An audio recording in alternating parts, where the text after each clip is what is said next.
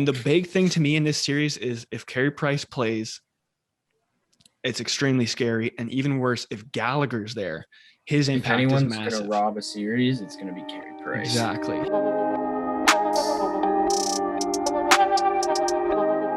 Welcome back to On the Wild, episode number 19. I'm a newsbasker, Riley Keenan, as always. We know why we're here, so I'm just going to let you go, let you rant. If you know me, you know I'm a Leafs fan. And if you've talked to me within the last couple of days, you know that I'm absolutely embarrassed. The Leafs blew a 3-1 series to their arch rival, possibly the biggest rivalry in sports. Right, it's probably right up there with Red Sox. Yeah. It's like, I'm at a loss for words, and I've thought about it a lot the last couple of days, so I want to preface this. One, no disrespect at all to Montreal. You guys battled. Yeah. Carey Price stole the series. We said this when Sam was on the show. Mm-hmm. Carey Price, if he plays and he's healthy, he's going to steal the series. And if Brandon Gallagher's playing, his aggressiveness is going to come to the forefront. And he ended up being the one to score the first goal of the game. Also, that first goal was a bad goal. But let's not blame Jack Campbell. Jack Campbell was the reason the Leafs were even in the game. The Leafs actually played well that game. They didn't dominate, but they were the better team, but they couldn't put the puck in the net. So to blame Jack Campbell... Quick question, how old is he? I think he's 28, 29 maybe. Really? What? He's younger than... Oh, maybe. He might even be younger. He's under 30 for sure. Okay. He'll be the Leafs starting goalie for the next couple of years. Because I don't see them re-signing Anderson. He's got a $5 million contract. You need that cap space. So for me, blaming Campbell is out of the picture. Because if you can't score, you can't win.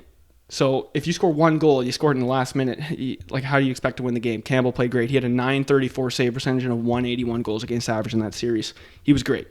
If you have Campbell in that performance in any of the Boston series you've had, you're winning those series. No problem. Last year, Freddie played well. So that Columbus series was just, once again, another blunder by the Leafs. Mm-hmm.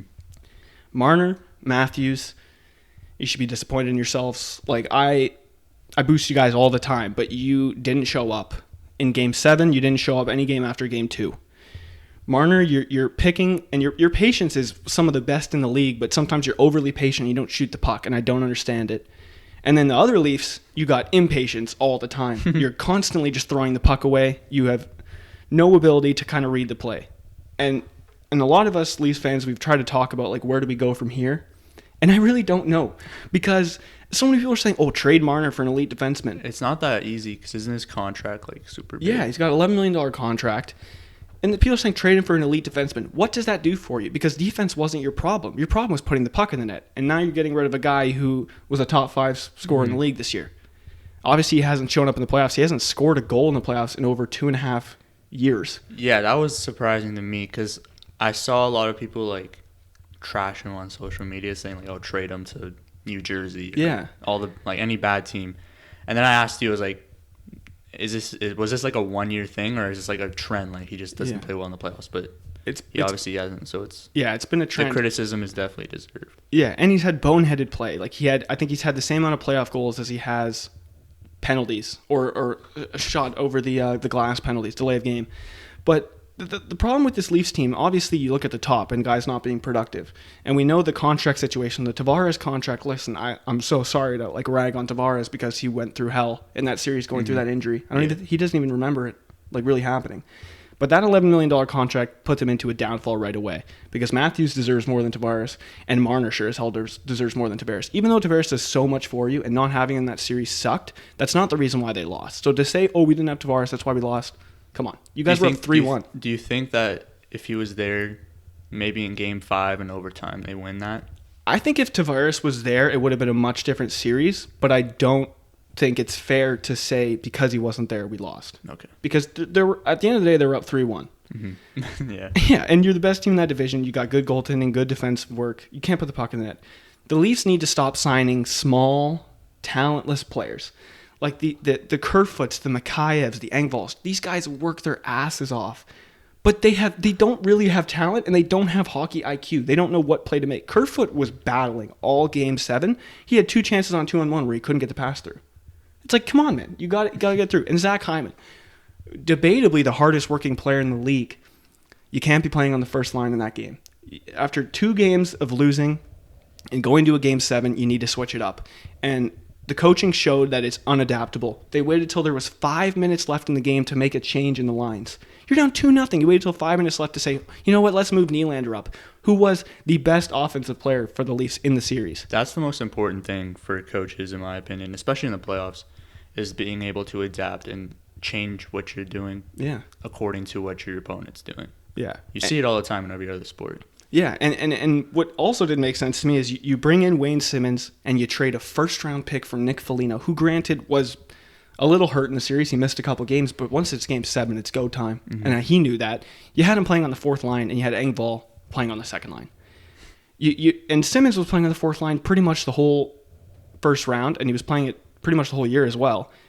You don't have the physical presence because they're playing on the fourth line. They're playing 10 to 12 minutes a game. You're not getting physical. Montreal outplayed them physically at every end. Mm-hmm. And then, like, the last thing I want to say is the veteran presence nonsense has to stop. Joe Thornton's 41 years old. What does he bring to the lineup? Like, I love the guy. He's great. I know the players love him, and it's kind of like the Marleau situation. But he didn't bring anything to the table. And to have him on the first-line power play, the guy he's not fast. He doesn't really produce that much. Wayne Simmons I'd rather have standing in front of that. He was successful at the beginning of the year. And then you got Jason Spezza, who was a real veteran presence, was able to put the puck in the net, and you have him centering the fourth line. It just doesn't make sense. And to me, I don't think trading Marner is the way. I don't think trading any of the big four is the way. I think you can, and you can get a good deal out of it. Who's the big four? Marner, Matthews, Riley? Marner, Matthews, Tavares, and Nylander. And then for like the big four offensively, but Riley's like a part of it. Okay. Me, I'd trade Riley. I think he hasn't lived up to what he was playing like 2 years ago. He's overrated, in my opinion, especially defensively, but offensively, he just hasn't been there in the last couple of years. I think he's expendable because Brody, Muzzin, these guys like are solid defensively. They're going to be good. Hall. And Sandin will be good for a long time. He'll figure it out. But to me, just some of the decision-making doesn't make sense. I think it's time for a change. Listen, I'm a Cleveland Browns fan. Dorsey did a great job building the Browns, but That's a very good example because Dorsey what he did with the Browns is he made them top-loaded as hell. Yeah. And then Andrew Barry came in and built out the rest of the roster. He filled every need they had. Yeah. That's right now for me, I think it's time to fire Keefe. He's unadaptable, and it's time to fire Dubas. How long has Dubas been there? Oh, man, I think maybe 5 years, I want to say. I'm not sure exactly. I'm not one of those Dubas haters. I think he's made some mistakes with contracts and with trades. But I think he's done a good job. But I think it's time to switch it up. Yeah, I mean, he's obviously done a good job of getting good players. They obviously have talent. Yeah. It's just about, from my view, like depth. Yeah, depth has been They're very top heavy. Yeah, depth has been the problem, and you need to bring in guys that are physical, that are big. We can't be signing these small guys anymore. You need to take some chances in free agency, not spending a lot of money. Don't necessarily go for a Taylor Hall, but if he's there and you can get him at a good price, go for it. Because to be fair, they really haven't had a left winger that can really get it done. He'd probably command a lot of money, though, and they don't have a lot. He would. I think that's where the Riley trade would help, and if you do trade Marner, then you got a lot more money too. But I just think this team needs a complete change in terms of management and how you run the team. Also, if you trade somebody who's making $11 million, you're going to have to take some salary back. Because I don't think a lot of teams will be able to take on that much. Especially with the NHL salary cap, because it's not as big as other sports. And I think it's going to go up the season after next season because of the TV rights deals and stuff like that, which is going to help Toronto a lot. But to me as well, as like trading Marner could be a good idea. You can get a good return for it. But what I think up in the back of my head is what is Matthews thinking? Because he's the guy. He's the guy you're not going to trade. At the end of the day, the untouchable. Yeah, he's Rocket Richard winner. Yeah. He's already lost Marleau, who was a really good friend of his. He's going to lose Freddie, who is one of his best friends. And if you lose Marner, that's going to take a toll on him. Just like, I'm losing all my best friends on this team, and we can't get it done either. Does he eventually want to leave? And obviously, that's a ways down the road, but it's something you have to keep in mind. For me, if you keep the Leafs, the core they have, I think it's time for Marner to not play with Matthews. I think you put Nylander with Matthews because the two worked well together no matter what. They played together in their rookie seasons. Matthews put up 40 goals. He was second in the league in goals. He's going to be able to put the puck in the net no matter what. Maybe not in the playoffs, but in the regular season. And then I think you put Tavares with Marner because Tavares had his best season ever in the NHL. He put up 44 goals, I think, 88 points, and he had Mitch Marner on his right side. Yeah. No matter what, Marner's going to be able to set people up, and Matthews is going to be able to put the puck in the net. So I think it's figuring out the best way to optimize your scoring. And then Hyman, I'd maybe put in the second line. If you can re-sign Foligno or Simmons, which is going to be so tough because if I'm then, I don't want to go back because you're not making a ton of money and you're playing on the fourth line, third line. Yeah. So Well, there's Simmons is from Ontario. he's from Toronto. Yeah, I don't know if he's from. I think he's from Scarborough, maybe, but Yeah, maybe. so he's around the area. I think he'll re-sign, but I think he needs to demand a bit of respect and playing up because he has a lot of skill. He's an aggressive player, but he's a skillful player. When you see him on the power play, he can make things happen. Another thing I think they should do is like talk to Matthews and be like, "What do you want? Yeah, Like, what do you think we could do to make this team better?" And I don't understand that logic of like, "Oh, you're the player, you shouldn't be involved in any decisions." Yeah. The superstars should be because they're the ones who you're building the team around. exactly. And So they should be involved in the decisions. Not saying that they should make the decisions, but they should be in that room. Yeah. They should be in the meetings. like McDavid right now should be in the room with management. Yeah. And saying like, because 100%. if they don't figure it out, he's going to be gone, and he deserves to leave, in my opinion. Yeah. Like it's ridiculous that it's kind of like Cleveland with LeBron his first stint Yeah. there. They did nothing for him to help. I him out. always bring this trade up. They didn't trade for Amari Stoudemire in 2009, but because they didn't want to trade J.J. Hickson. Which is like in retrospect, are you Yeah. kidding me? Yeah. You could still find the article like of It's- I think Chris Broussard reported it, but yeah, they just didn't do enough to surround him with the right talent. And that's why he took over such a big like not ownership, but like he was part of the decisions in his second stint because he was Yeah. like, "I'm not going to let you do this Yeah, again." exactly. And rightfully so. He deserved it. And I think the same thing goes for McDavid. And I like the idea with Matthews. Mm-hmm. I think Tavares should be in the room too. But I think just everyone needs to take it a step up. Mm-hmm. Everyone needs to play more aggressive. Like Matthews, I don't think he had a bad series. He just wasn't able to be productive offensively. He was one of the biggest hitters on the Leafs, which we've never seen before.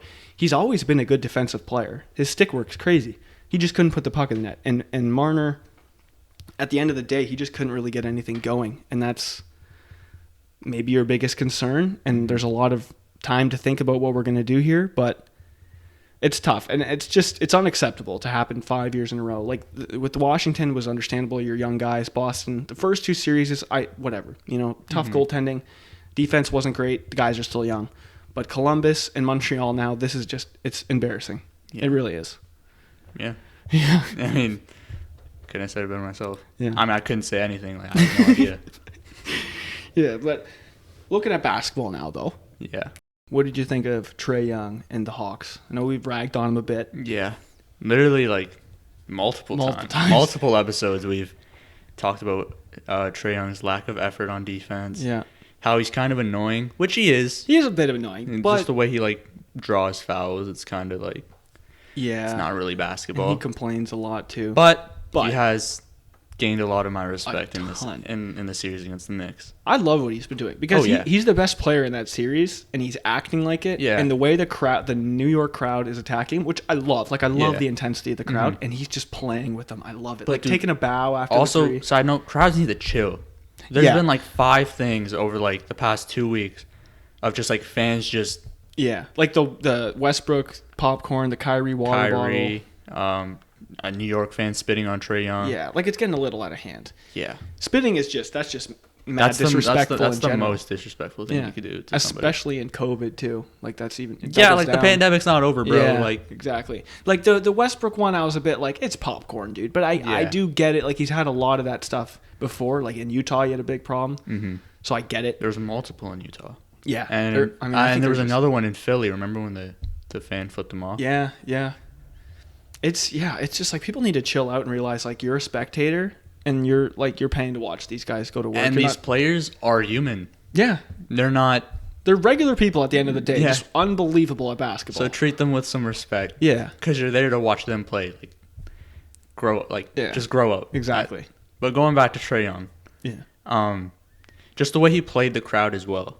Yeah, You it was like, awesome. The 3 he hit in Game 5, and then he took a bow. Took a bow. Like just small stuff like that. It was amazing. He played the crowd really well. He gained a lot of respect, and he played really well. Yeah, he took a huge step up, and he really did like establish himself. Like, hey, I'm gonna be here for a long time. Yeah. I'm gonna be able to like be a star in this game. The which Knicks I love. disappointed me though. The Knicks did disappoint me, but a lot of the people talking about how this was a disappointing season and how it ended. Not at all. First of all, what were your expectations? Really? Like 20 wins. Yeah, like for you me. maybe 20, get- 30. Like obviously they're the 4 seed and they're the the favorite to win that game technically. I took the Hawks. I thought the Hawks were going to win because they have. Did you take the Hawks? I did. I thought you took the Knicks. I think I took the Hawks. I hope I took the Hawks because they have just so much more depth. They did have the best player. I remember I took the Knicks in 6, but I wouldn't have been surprised if the Hawks won. I'm pretty sure I said that. Hope I said that. I don't think there's any shade at the Knicks. I think they're going to be a good team for a long time. I do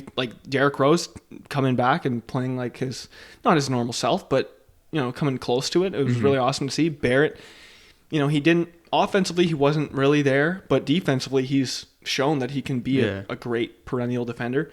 And Julius Randle disappointed. Big time disappointment. His stats were pretty much I think he was averaging 32 against Atlanta in the regular season. He averaged 17 or 18 in the playoffs. Yeah, terrible efficiency. Yeah, he was really predictable too. He only ever went left. He never in the regular season he was hitting turnaround jumpers and his mid-range game was crazy. He really wasn't sticking to what he knows best. And I kind of relate him a bit to Siakam in last year's playoffs. He was very predictable with the spin move. And I just don't think that, Siakam can't be that number one option on the Raptors. He kind of needed someone else. I don't think Randall could be the number one option. I got a lot of hate from a lot of people when Kawhi left, when I was like, Siakam's not a number one. Yeah, but it's true. He needs to be the second option. Yeah, he can't have all the attention be on him because then it just becomes overwhelming. And he's become a lot better of an ISO player. His dribbling has improved. Yeah. But he still can't be the guy to, work his way around someone and create his own shot. And I think that's kind of the same with Randall. He needs someone else there. He just can't be that number one option. He can't be the number one option. Yeah. Maybe RJ Barrett develops into that. Yeah. I think RJ Barrett's going to be a really good player, but I still think, obviously it's New York. They're going to be a free agent destination place, especially now with the success. Yeah, definitely. And the system that Thibodeau's established. So I don't even know who's a free agent in the next couple of years. A lot of people are talking about, because, listen, Dame. That game he played Game 5 against Denver, maybe the best shooting performance I've ever seen in the playoffs. You couldn't stop the guy. He hits the one to keep it going, to go send it to second overtime, and then he sent it second overtime. And it was a 360 step back. Are you kidding me? Did you see the one that he missed in double overtime? You saw Austin Rivers be like, "Thank God, literally, yeah, finally missed." I felt so bad for him because he put his heart on the line, and his teammate they just were not shooting well. If he got anything from anybody, if CJ McCollum stepped up just a little bit, he was 2 for 11. I think. If he got any help at all, they would have won that game. Yeah. And seeing him in the press conference after, it looked like he just cried. Yeah, he looked very emotional. It's kind of like Beal, at the beginning of the season. Yeah. He just looked so defeated all the time. But yeah, first of all, in that series, I think the Nuggets I think the Portland's going to take it to another game 7. I think it's going to go game 7. I picked Portland in 7, so I'll stick with that. But I wouldn't be surprised either way. I think I had Nuggets in 7. I know I took the Nuggets. I think you. In 7. You yeah. That's been possibly the best series in my opinion, just because it's been so back and forth, and that the game besides the one all Portland the series blowout have been so weird. The Lakers and Suns has been really weird because of the injuries. Is Chris Paul hurt again? AD's hurt again. If I'm AD and if you're 70, 60, 50% healthy, I think you have have to. I think you just play. Have to. We're obviously recording this on Thursday, so Game 6 is tonight, so we'll see. Who knows? Maybe the Lakers are out by the time this is up. But yeah, if he's somewhat healthy, I say you play.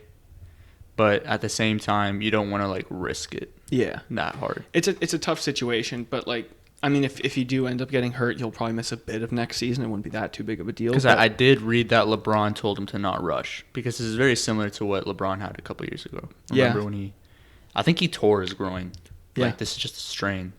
Yeah, it's not as bad, but it's still, you got to be precautionary. Especially for what he does, everything revolves around the groin. Yeah. All movements, so you have to be cautious, but who knows. But going back to New York and superstars, I did see that they...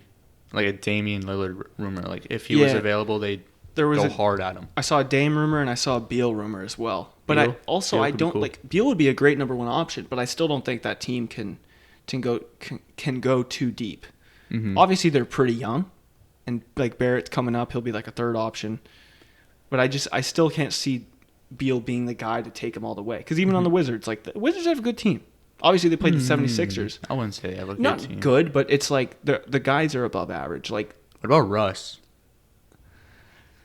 Listen, man, like I feel like Russ to New York has been like a thing for so it's long. been a thing, but to me, like I don't understand that move. It would be great for marketing. It'd be great for the fans. He fits in so well. Yeah, but I don't think it makes your team really all that better. Spike Lee literally looks like an older him. Yeah, like Russ Westbrook, you can put up a triple-double every game, and you're going to blow my mind every time you do it. But I'll still take 20 players before I take you to win me a game. His stat lines are so funny. I saw the other day in Game 4, the one that they won. He had like, I forget how many points he had, but he had 21 rebounds and 14 assists, but he was shooting 3 for 19. Yeah, and his perimeter shooting is so bad, and he just keeps doing it too. It's like, just go to the net. Just drive the net or kick it out. Mm-hmm.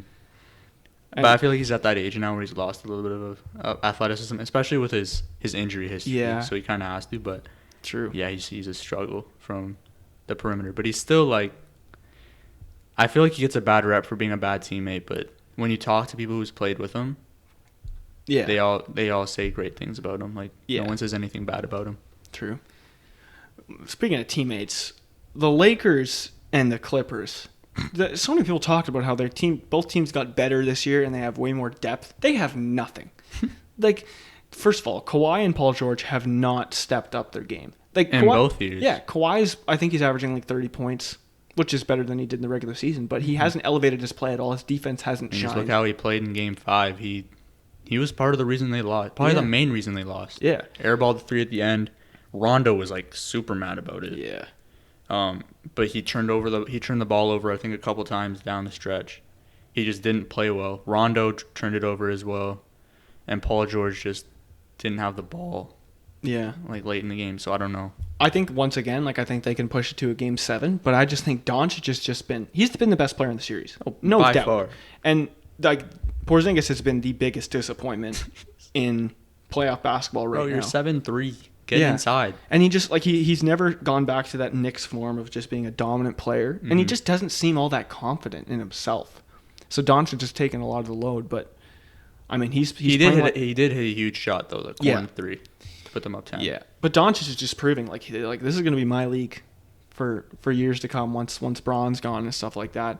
And speaking of Bron, man, like I get he's had a lot of injury troubles, but in a must-win game like tonight, he has to be aggressive. He can't. He will be. Like, it's understandable if like he's being like cautious about wanting not to hurt himself when he's getting in the paint.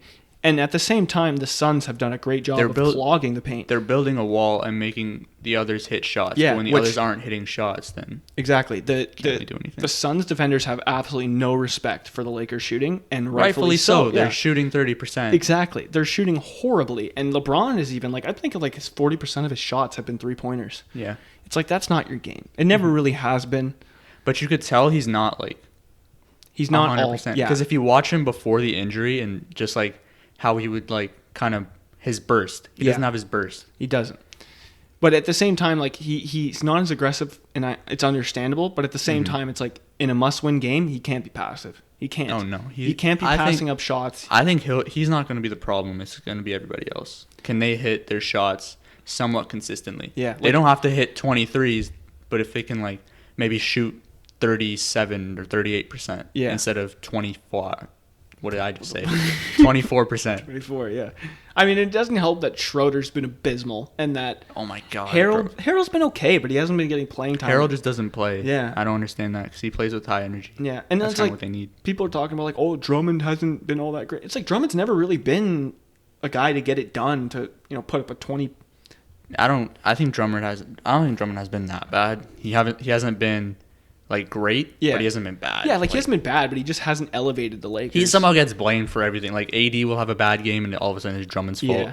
But when AD drops 42, there's no problem. What I will say is though, like I hate to say it, and I know you're a big LeBron guy, but I did not like when he walked out. Oh no, of the game. She shouldn't have. It's just like he seems so much like a guy that's a huge leader and a huge advocate for respect and stuff like that, and to walk off the court. And it's not the first time he's done it either.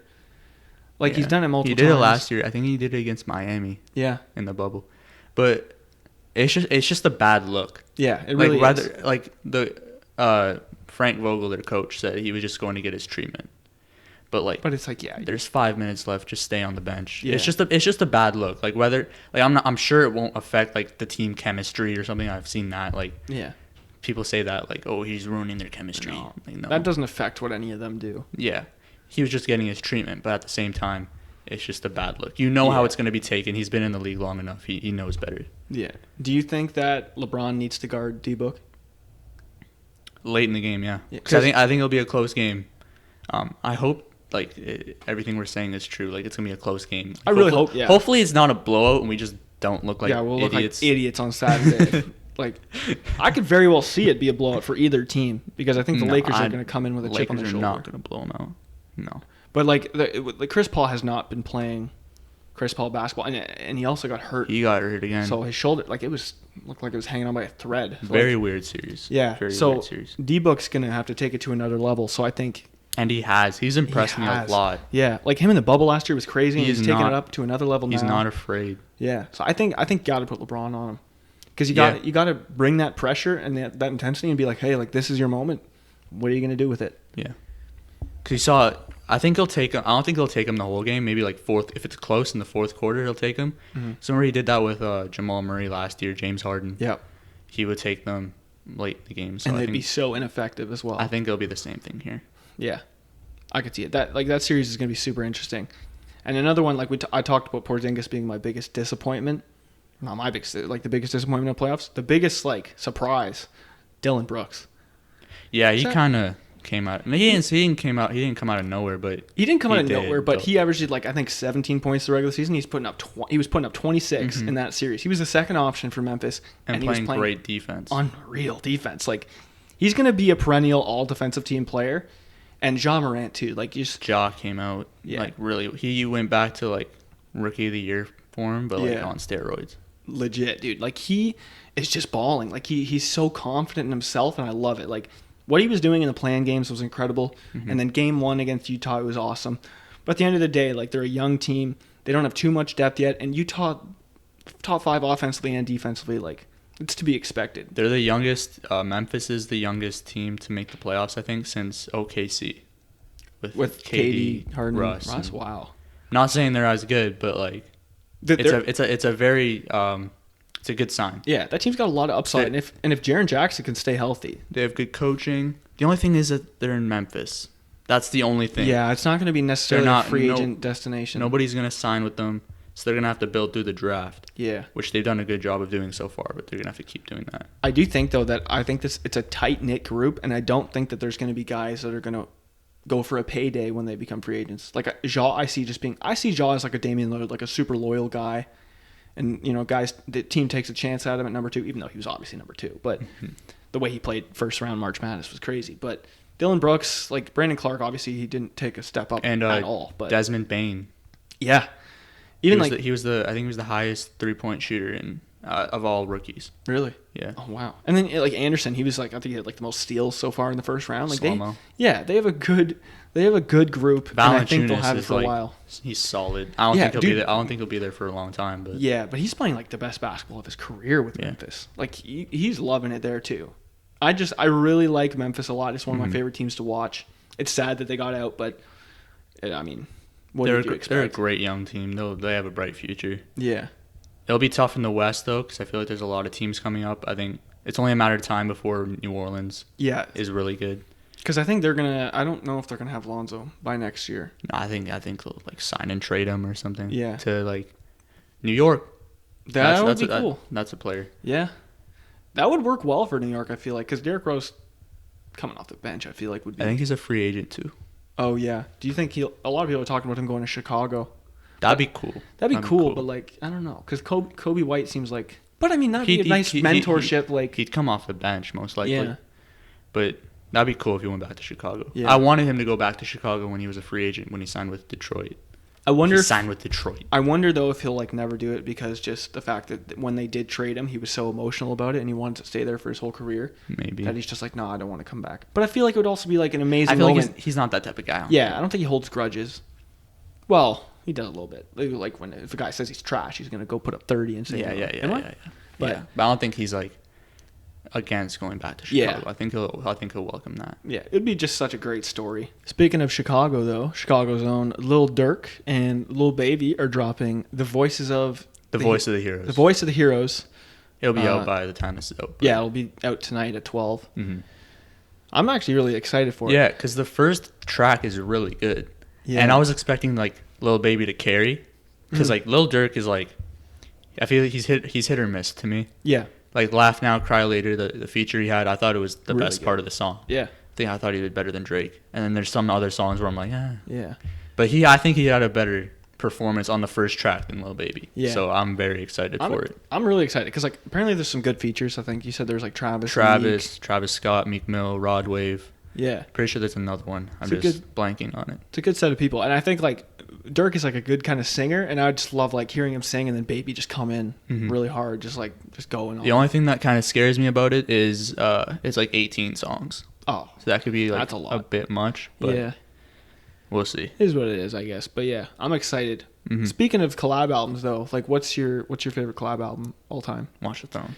Yeah, I was thinking about it, and I was like, I could say like Run the Jewels 2, maybe What a Time to Be Alive, but it's Watch the Throne. Watch the Throne. It's like It's like there's not a miss in my opinion. I may be wrong, but like I'm pretty sure that was like the first like big one, of my like at Yeah, the time that I was alive. That was the first collab album, and I was obviously too young to listen to it at the time. yeah. I think it was the first one of like that generation. Yeah. Because I mean, like Method Man and Redman did one. I can't remember what it was called, but that was really good too. And then they did a couple of them back in the day. Yeah, like our time, like that was the first one. Yeah. And obviously we were too young to like listen to it And like appreciate it. Yeah. Because we were like what 10? It came out in 9 or 10. 2010, 2011. Yeah. So yeah, around 9 Yeah, or 10. 2011. We were 10. 2011. So I think it came out before my birthday, so I think I was still 9. But Yeah. yeah, that's definitely my favorite. I think 1 through like 7, the first 7 tracks They're are all like hits. All hits. Yeah. Man, I just want to see a lot more collab albums like this. Because I do like features, but I would rather the artist kind of like do a J. Cole thing where most of the album is your own thing, and then you have a couple features. But a collab album is where like you really just get to see the chemistry they have. We've seen some. We saw Honcho Jack. We saw. I think. Yeah, Future and Lil Uzi dropped one earlier this year. Without Warning. Well, I guess it wasn't too. Without Warning was really good. Yeah. Really, really good. They made a second one, right? Or are they making a second one? I think there was rumors that they were going to make another one, but then they just didn't. Yeah. Maybe they will soon, but who knows? I think the last collab one I can think of was Slime Language, wasn't it? With Thug and Gunna? I think that was just a whole, like, YSL, like, that whole record label. Oh, yeah, you're right. Yeah, but what's a collab? Like, if you could have a collab album come out between two artists, what would you want? Personal preference, I'd probably say Travis and Kanye. Yeah, oh my gosh, the production on that would be insane. But like not now Kanye, I'm talking like even like 2016 Kanye. Yeah, anything like before the whole preacher vibe thing. Yeah. Because that would kind of throw off the album a bit. Mm-hmm. It needs to be just like they're both talking, and just going for it. The production would be insane. Yeah, production would be crazy. For me, I'm thinking like it's so mainstream, but I don't care. Like I'd want Travis and A$AP. Because Travis and A$AP they've never made a song. Yeah, they've never made a song. They had a bit of beef, but it seems like they're cool now. Yeah. And they both just have so much energy. They're both so high energy, and it would just be so hyped. Like they'd be so excited to make every song together. Remember when Travis said "Free A$AP" at a concert, and people were like, "Oh my God, they're making a song. They're making a song." That It's like means no, literally nothing. He's just showing love. Yeah, but yeah. That would be sick. That would be crazy. Again, production would be crazy. I think it'd be like a dark kind of vibe. To it. Oh yeah, it would be a dark, mysterious kind of vibe, but they would both just oh man, it would be so good. I think like it would be very unique. I'd want to see Cole and Kendrick because they were supposed to make one. I'm pretty sure they did. I think it just fell through. Yeah, I think Cole said they were, and then it just kind of fell through. Yeah, but really, any of these three, like Drake, Kendrick, and Cole. Oh, you mix any of them together, those three, like it would be crazy. Whether it's Drake and Kendrick, Drake and Cole, Cole and Kendrick. Yeah. Can't really go wrong with any of those combinations. Yeah. I wish they'd all be fired. Like we saw it with Forever. Was it like what was Drake, Kanye, Wayne, and Eminem? Eminem. I wish they'd do that right now. Like just Cole, Drake, Kendrick, Kanye, maybe Travis, maybe A$AP, whoever you want. Mm-hmm. But just all of you make a song together, and each of you just have a crazy verse and make a dope chorus. Yeah, they used to do that all the time. Yeah. Like Mercy, I think we were talking about it off air as well. Mercy, Forever, we brought up. Just like a bunch of artists on a song and they just take turns. Yeah. It's super tough now because everyone's got such busy, like I feel like the schedules are a lot busier nowadays than they would have been back then. And obviously COVID makes it tough too. But I just want to see everyone get in the studio together, because I remember when the London came out and it was Thug, Cole, and Travis, like just this excitement of everybody to hear those two together. Like just imagine. And everyone. It creates a lot of different combinations as well. Because everyone's got a different vibe, but like everyone will be on the same page. And they can all bring their champion. Remember Champions? Champions. It was a Kanye song. It was Kanye, Gucci Mane, 2 Chainz, Big Sean, Travis, Designer. I was thinking of so Nav many people on that song. Oh no. But yeah, there was like 6 artists on that. Quavo was on it too. 6 or 7 artists on it. Pretty sure that was like the last song that I can remember having that many artists on it. But now all you see is like 2 or 3. Yeah, which I kind of like, because I want it to be a bit minimalist and have the song be more quality. I mean, we saw it with Seeing Green on the Nicki Minaj project. Yeah. I'm pretty sure that was like a redo of another project. I don't really... The instrumental sounded really familiar. Yeah, it did. But yeah, like Lil Wayne, Nicki Minaj, Drake, they all killed it. They all did their own thing, and they killed it. So it obviously works still. Yeah. So I think more artists should do that. Facts. Just like all get on one song and just put it out. Yeah, I think it'd be cool too if like you had like a rapper with an R&B artist. Like I heard Black and Lil Baby made like Know Your Rights. That was one of my favorite songs of the year, just because it's like a nice melodic singing and then just crazy rap. But I'm so excited for this album, because to me, Baby, like I don't necessarily listen to him individually, but his features always kill. So I think he's always going to do well with someone else with him. And I think he was maybe the MVP of 2020. Like the bigger picture was huge. His album was great, and his features were awesome. And then comes into this year, he's already got 2 or 3 that have popped off. Yeah, I mean, last year wasn't really that big of a music year. Yeah, it was kind of like the smaller names were kind of taking, like a lot of Polo G, Lil TJ, they were kind of coming up, and there wasn't a lot of big names dropping. This year is going to be crazy, though. Yeah. We've said it multiple times. I think we said it when Lyndon was on. Yeah, and like this year is going to be crazy. And J. Cole set the bar so high.